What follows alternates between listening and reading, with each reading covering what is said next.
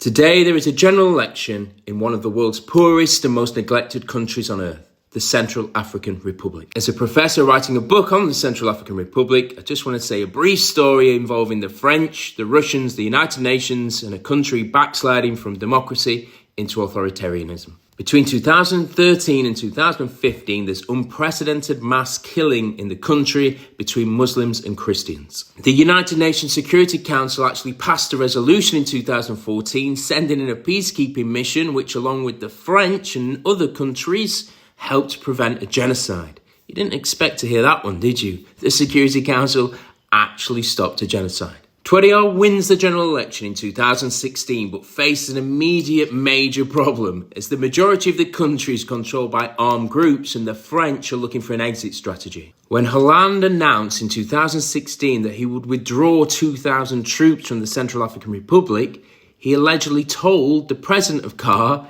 jokingly, that he should seek assistance from the Russians. To quote the Smiths, that joke isn't funny anymore. The Russian paramilitary group Wagner becomes heavily embedded in the country. You may have heard about Wagner in the news when the head of Wagner, Prigozhin, went up against Putin and then mysteriously died in a plane crash. In the Central African Republic, Wagner extract resources, prop up the government and perpetrate widespread human rights violations. Oh, and they wear a badge which says death is our business and business is going well. The president was only meant to run for 2 terms, but the Russians got involved, the constitution was altered, and now he's running for a 3rd term while suppressing opposition groups. But the reality is, if the president got rid of Wagner, he could be ousted through a coup.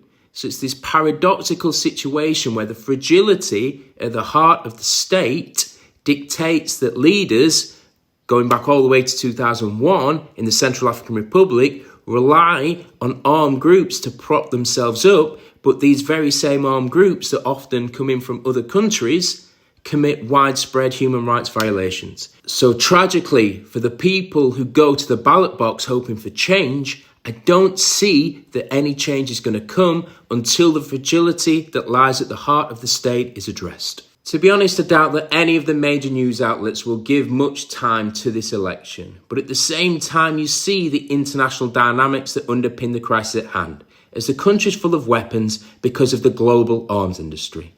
And the great powers of Russia and France are often there because they want resource extraction. And meanwhile, the general public, they just continue to be pawns in the game.